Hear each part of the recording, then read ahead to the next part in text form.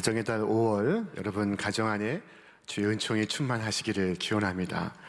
오늘은 우리 한국교회 어버이 주일입니다. 오늘 우리를 키워주신 우리의 모든 부모님들이 이 좋은 세상에서 오래 또 건강하게 행복하게 사시기를 기도합니다. 성경은 하나님을 우리의 아버지시라 말씀하고 있습니다. 또한 예수님은 우리에게 하나님을 아버지라 부르라 말씀을 하셨습니다. 고대 바벨론의 기록을 보면은 자기 신의 이름을 부를 때 얼마나 장황했는지 모릅니다. 하늘과 땅의 왕이신 주여, 공평과 정의의 주이시며 아누나키의 주이시오, 약속을 폐하지 않으시며 명령을 변하지 않으시는 주이시여. 그러나 예수님이 가르쳐 주신 기도 속에는 이처럼 장황한 하나님이 계시지 않습니다. 단지 하늘에 계신 우리 아버지라고 말씀을 하십니다. 예수님께서 우리에게 계시하시는 하나님은 철학적인 하나님도 아니시오, 과학적인 하나님도 아니십니다. 그 하나님은 바로 우리 아버지십니다. 이 하나님을 인정하고 나서야 비로소 우리의 존재가 확정될 수가 있습니다. 하나님은 곧 아버지시며 우리는 하나님의 자녀입니다. 하나님께서 귀하게 여기시고 사랑하시고 또한 보호하시는 하나님의 자녀들입니다. 이 땅의 부모님은 바로 그 하나님의 상징이요 예표요 그림자입니다. 하나님의 상징이요 예표요 그림자이신 부모님의 사랑을 받으며 우리는 지금까지 살아왔습니다. 인도의 신비주의자요 또한 성자였던 선다싱은 이와 같이 말했습니다. 나는 세상에서 가장 좋은 신학교에서 공부를 했다. 그 신학교는 바로 우리 어머니의 품이었다 라고 말을 했습니다. 어머니 품 속에서 하나님을 배웠다는 이야기입니다. 이처럼 우리는 부모님의 사랑 속에서 하나님의 사랑을 배우고 거꾸로 부모님 공경을 통하여 하나님 공경하는 법을 배워갈 수가 있습니다. 눈에 보이는 부모님을 사랑하지 않으면서 보이지 않는 하나님을 사랑할 수가 없는 것입니다. 하나님은 부모를 잘 섬기는 자의 인생을 책임지시겠다 말씀하시고 부모를 거역하는 것을 곧 당신을 거역하는 것이라 말씀을 하셨습니다. 서양 선교사들이 이 땅에 처음 와서 기독교의 복음을 전할 때 일이었습니다. 어느 고집스러운 노인은 선교사의 전도에 끈질기게 반대했을 뿐만 아니라 회방을 했습니다. 우리는 효를 근본으로 여기는데 너희 천한 것들은 효를 무시하고 부모를 공경할 줄을 모른다 하는 것이었습니다. 잘 알기보다 선입견을 갖고 대했던 것입니다. 하다못해 선교사는 성경을 펼쳐서 성경이 가르치는 효를 구절구절 짚어가며 함께 읽기 시작했습니다. 자기 아비나 어미를 치는 자는 반드시 죽일지니라. 아비나 어미를 저주하는 자는 반드시 죽일지니라. 성경은 부모에게 범한 죄를 곧 하나님께 범한 죄와 동일시하였습니다. 선교사는 불효자에 관한 이 같은 성경 구절을 일일이 찾아가면서 읽고 설명하기를 시작했습니다. 그제서야 노인은 내가 아는 것과는 좀 다르구만 하고는 기독교를 인정하게 되었다는 것입니다. 효를 근본으로 하는 우리의 전통 윤리 삼강오륜에도 불효자를 죽이라는 말씀은 없습니다. 그러나 성경은 돌로 쳐 죽이라고 말씀합니다. 성경이 가르치는 효의 윤리가 이토록 대단합니다. 하나님만을 섬기라는 계명은 인간과 하나님 사이의 제1계명입니다. 내 부모를 공경하라 하는 것은 인간과 인간 사이의 제1계명입니다. 살인하지 말라, 간음하지 말라, 도적질하지 말라 하는 그 계명들보다 더 중요한 계명이 내 부모를 공경하라 하는 계명이었던 것입니다. 불효는 간음보다도 살인보다도 도적질보다도 더 큰 죄가 된다는 것입니다. 이 십계명에서 인간관계의 첫 계명으로 내 부모를 공경하라 라고 명하신 것은 그 사회관계의 근본된 기초가 효임을 우리에게 말씀하는 것입니다. 하나님은 우리에게 효를 명하고 계십니다. 이것은 조언이 아닙니다. 충고도 아닙니다. 이것은 명령입니다. 효를 해도 되고 안 해도 된다는 이야기가 아닙니다. 옳으냐 그르냐 이해된다 안 된다 말할 것도 아닙니다. 다만 순종할 뿐입니다. 성경은 말씀합니다. 우리 함께 읽겠습니다. 자녀되니 여러분 주 안에서 여러분의 부모에게 순종하십시오. 이것이 옳은 일입니다.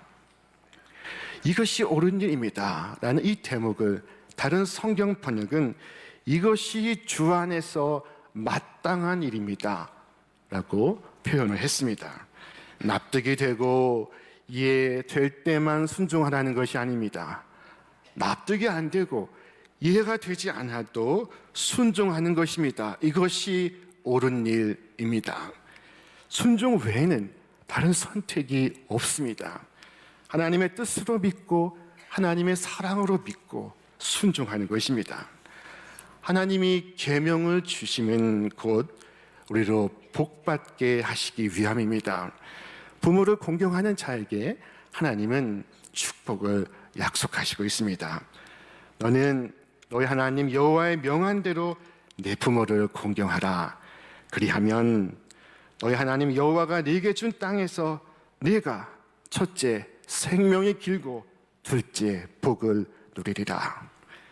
하나님이 주신 땅에서 오래 사는 것이 첫째 복이요 다른 하나는 잘 사는 것입니다. 오래 살기만 하면 의미가 없을 수 있습니다. 잘 살아야 합니다. 성경은 부모를 공경하는 자는 오래 살고 잘 살 것이라 말씀하고 있습니다. 이 구약의 말씀은 놀랍게도 신약에서 거의 똑같이 반복됩니다. 내 아버지와 어머니를 공경하라. 이것은 약속이 있는 첫 계명이니 이로써 네가 첫째 잘 되고 둘째 땅에서 장수하리라. 내 부모를 공경하라. 여기에 하나님의 약속이 있고 축복이 있습니다. 형통이 있고 장수가 있습니다. 하나님은 효자에게 큰 복을 내리시지만 불효자에게는 큰 벌을 내리십니다. 부모님을 공경하지 않아서 큰 벌을 받았던 성경의 대표적 인물은 노아의 둘째 아들 함이었습니다. 어느 날 노아는 포도주를 만들어 과하게 마셨습니다. 그래서 술에 취하여 벌거벗고 누워서 잠을 자고 있었습니다. 그 모습을 제일 먼저 목격한 사람은 노아의 아들 함이었습니다. 자, 어떻게 해야겠습니까? 아버지에게 이불을 덮어드려야 되지 않겠습니까? 그런데 이 아들은 속히 나가 형제들에게 소문을 퍼뜨립니다. 아버지가 오래 살아서, 당시 노아의 나이는 600세가 넘었습니다. 오래 살아서 노망이 들어서 주책 없이 포도주를 많이 마시고 술 취해 벌거벗어 잠을 자고 있다고 이야기를 했던 것입니다. 형제들이 깜짝 놀라서 무슨 소리냐고 달려왔습니다. 그리고는 그 부끄러움을 덮어드렸을 뿐만 아니라 자기들도 보지 않으려고 뒷걸음질 쳐서 공중을 보며 아버지를 덮어드렸다 말씀하고 있습니다. 그 뒷걸음질을 쳤다 하는 행위가 얼마나 아름다운 행위인지 모릅니다. 이미 아는 것을 덮어드리고 그리고 자신들의 생각에서조차 담아두지 않으려는 행동이었습니다. 여기에 진정한 효가 있었습니다. 부모님의 명예를 지켜드리는 것이 최고의 효입니다. 사실 노아는 참 훌륭한 사람이었습니다. 그는 하나님 명령에 순종하여 120년 동안 방주를 지은 인물입니다. 노아 때문에 아들들이 살았고 또 며느리들이 살았습니다. 이렇게 위대한 아버지께 존경과 높은 자부심으로 그만한 허물을 덮어줄 수가 없었단 말입니까? 이 함은 참 나쁜 아들입니다. 지금까지 긍지와 존경으로서 아버지의 이 한 가지 실수를 이해할 수 없다고 함은 떠들고 있는 것입니다. 지금 술 취해 누워있는 아버지의 형편과 사정을 잘 아는 사람은 바로 이 아들들입니다. 노인이 되면 다 고독합니다. 그래서 탐식하게 되고 또 마음이 약해지기도 합니다. 600세가 넘은 노아는 이미 몸도 마음도 약해져 있었습니다. 이러한 아버지를 함은 이해하지 않았던 것입니다. 그러나 그 형제들은 아버지의 허물을 덮고 있었습니다. 보지 않으려고 했습니다. 아니, 마음에조차 담지 않으려고 했습니다. 자, 이것이 참된 존경이요 효도였던 것입니다. 이제 아버지는 잠에서 깨어나 모든 사실을 알게 됐습니다. 아버지는 당시 하나님의 축복권을 갖고 있었습니다.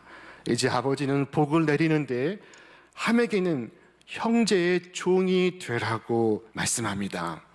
아버지의 명예를 생각하지 못하는 자는 노예가 되라고 말씀하는 것입니다. 그리고 효도하는 셈을 향하여서는 셈의 하나님 여호와를 찬송하리로다 라고 말합니다. 하나님이 셈의 하나님이시라는 것입니다.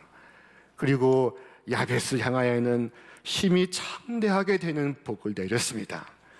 가만히 보면 이 세 아들들이 그 가진 효성만큼 복을 받고 있었습니다.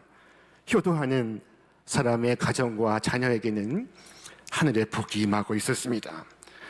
여러분, 참된 신앙과 참된 효는 다르지 않습니다. 참 신앙에 참 효가 있습니다. 예수님은 세상에서 오랜 생을 살지 않으셨습니다. 그러나 그 짧은 생을 사시는 동안 우리에게 부모 공경의 모습을 친히 보이셨습니다. 자, 성경은 말씀합니다. 오늘 같이 읽겠습니다. 예수께서 한 가지로 내려가사 나사렛에 이르러 순종하여 받드시더라. 예수님의 이 어린 시절에 대한 기록이 성경에 많지 않습니다. 그러나 많지 않은 기록 속에도 성경은 부모를 공경하는 예수님의 모습을 기록하고 있습니다. 예수님께서 십자가의 고난을 앞두고 하나님께 기도했습니다. 나의 원대로 마옵시고 아버지의 원대로 하옵소서. 그리고 예수님은 당신을 따르던 이들에게 이와 같이 말씀하셨습니다. 아버지께서 주신 잔을 내가 마시지 않겠느냐. 여러분, 예수님의 이 말씀은 아버지에 대한 전적인 순종과 충성을 말하고 있습니다. 곧 아버지가 주시는 십자가인데 내가 지지 않겠느냐라고 말씀하는 것입니다. 자, 성경은 예수님에 대하여 이와 같이 설명하고 있습니다. 사람의 모양으로 나타나사 자기를 낮추시고 죽기까지 복종하셨으니 십자가에 죽으심이라. 자, 예수님은 십자가 위에서 온 인류의 죄를 어깨에 지시고 피 흘리시며 돌아가시고 있었습니다. 그 순간 예수님은 이 땅에 어머니를 생각하고 있습니다. 어머니를 먼저 위로하며 당신의 제자 요한에게 이와 같이 부탁을 합니다. 또 그 제자에게 이르시되 보라 내 어머니라 하신데 그때로부터 그 제자가 자기 집에 모시니라. 자, 인류를 구원하는 이 위대한 일을 행하면서 예수님은 어머니를 공경하고 있습니다. 오늘 우리는 얼마나 큰 일을 한다고 어머니를 외면하는 경우가 얼마나 많이 있습니까? 더 큰 일을 해야 한다면서 부모 공경을 등한시하고 있습니다. 부모에게는 효도하고 싶지만 학교를 다녀야 하고 사업을 해야 하고 세상을 돌아봐야 해서 효도를 할 수 없다는 것입니다. 바로 여기에 문제가 있습니다. 내가 잘 되는 것이 곧 효도하는 것이며 내가 행복한 것이 곧 효도하는 것이라고 생각하는 것입니다. 이유인즉슨 그럴듯하지만 참으로 걱정스럽지 않을 수가 없습니다. 무슨 대단한 일을 행한다고 부모의 마음을 아프게 하는 것일까요? 효도부터 행해야 합니다. 내 부모를 공경하라. 이 계명이 다른 계명과 다른 것은 이 계명에는 시간의 제한이 있습니다. 다른 계명은 내 평생 지킬 수 있습니다. 그러나 이 계명은 지키고 싶어도 지킬 수 없는 순간이 옵니다. 아차하는 순간 부모님은 계시지 않습니다. 옛날 고라는 이가 공자를 만나 이와 같이 한탄하며 말했습니다. 수욕정이 풍부지요 자욕 양이 천부되라. 나무는 가만히 있고자 하나 바람이 그치지 않고 자식은 효를 다하고자 하나 부모는 기다려주지 않습니다. 나이가 들면 들수록 애달픈 계명이 바로 내 부모를 공경하라 하는 계명입니다. 한 달 전 어느 분의 장례식장에 다녀왔습니다. 이분은 치매에 걸려서 몇 해 동안 고생하신 아버님을 먼저 보내드리며 장례식장에서 직접 조사를 했습니다. 그 긴 조사의 한 대목이 이와 같았습니다. 아버지, 저는 아버지처럼 안 살고 싶습니다. 무슨 인생이 그렇습니까? 6.25 때 중학교 2학년 할아버지께서 갑자기 돌아가시자 더 이상 학교도 못 다니고 그날로 시작한 공장 생활이 80이 되기까지 60년 넘게 비가 오나 눈이 오나 그저 자식 공부시키고 오로지 자식들을 위해 등골 휘게 일만 했으니 그 여물고 여물었던 아버지 정신마저 감당 못하고 도망을 갔나 봅니다. 아버지, 동네 사람들이 그럽디다. 쇠동이도 닳고 고장이 날 텐데 세상에 저런 양반이 어딨냐고.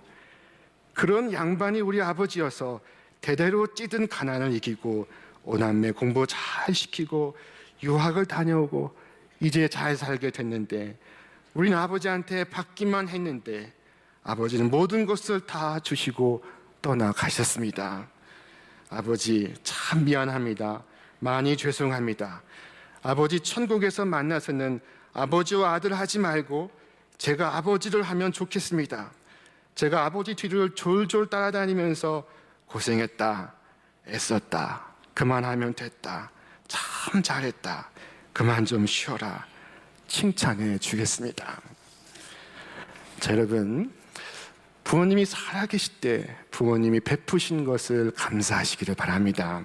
부모가 하지 못한 것으로 인하여 마음에 분을 품지 마시기를 바랍니다. 부모가 스스로를 보살피지 못할 때 꼭 돌봐드리시기를 바랍니다.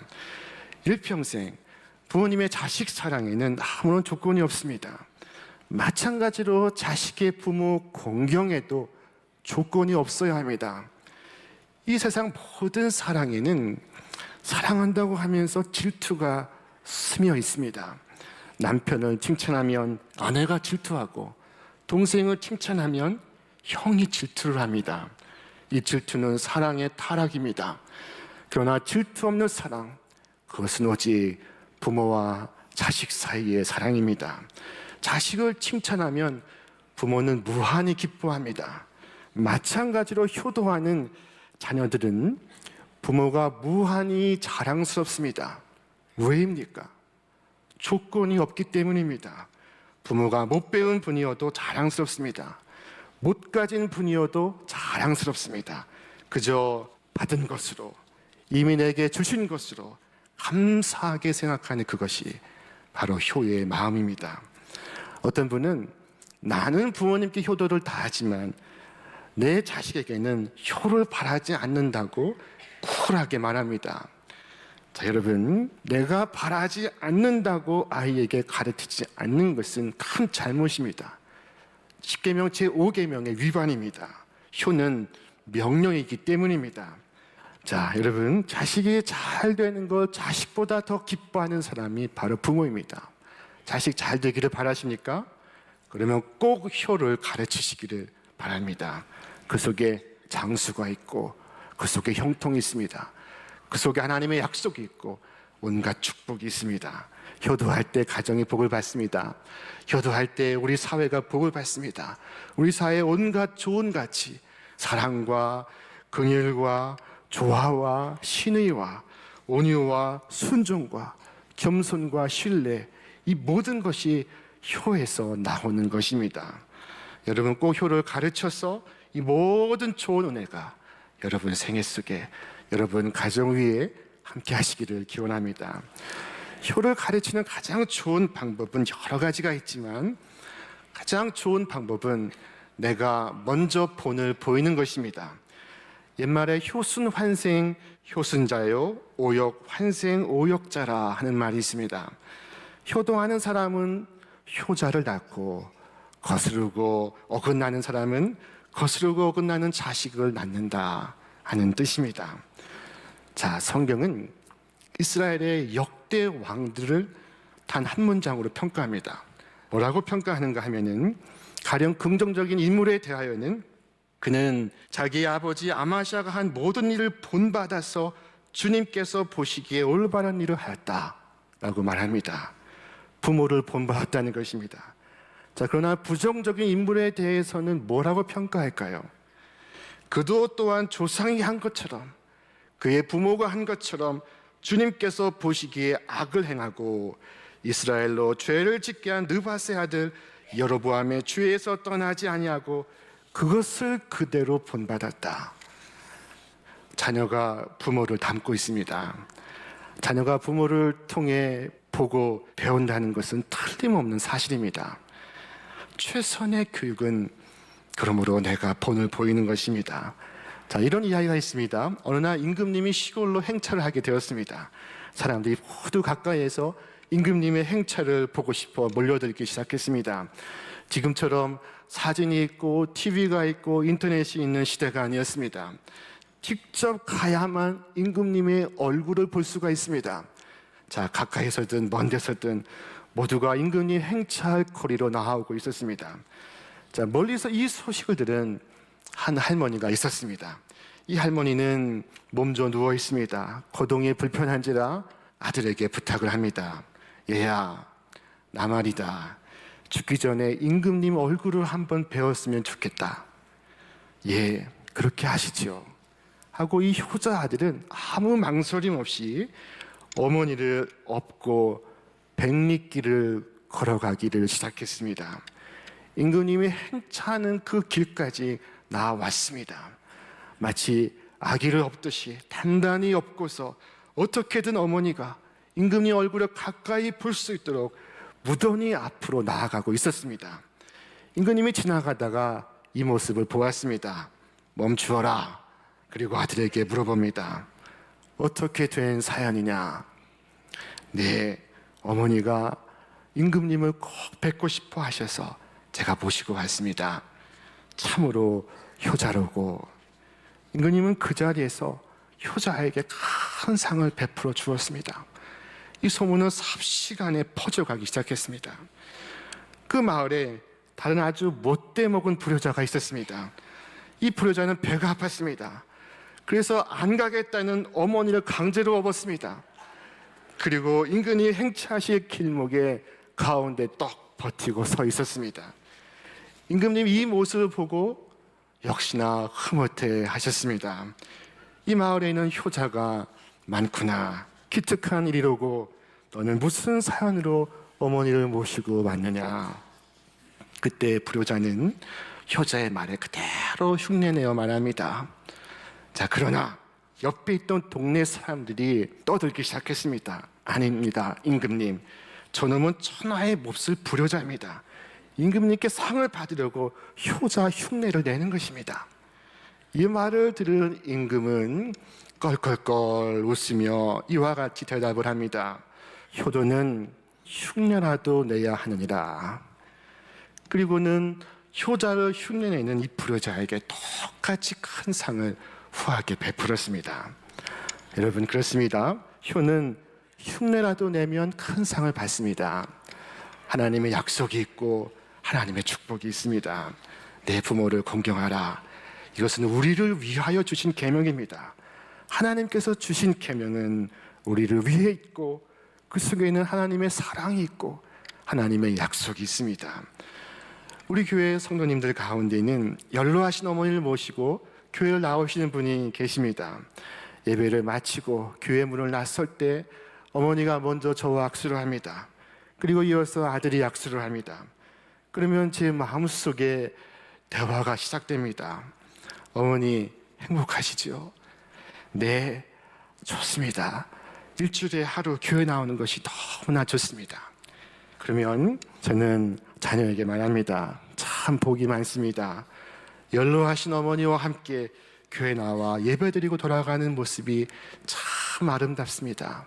부럽습니다. 자, 여러분, 얼마나 아름다운 일입니까? 근본 우리 교회 온 가족 산상 기도회가 6월 5일과 6일에 있습니다. 꼭 부모님과 자녀와 함께 말씀 듣고 은혜 받으시기를 바랍니다. 하나님 공경, 부모 공경을 실천하시며 귀한 축복의 유산을 자자손손 이어가시며 축복의 증거가 되시고 축복의 통로가 되시는 하나님의 효자, 효녀 되시기를 주님의 이름으로 축원합니다.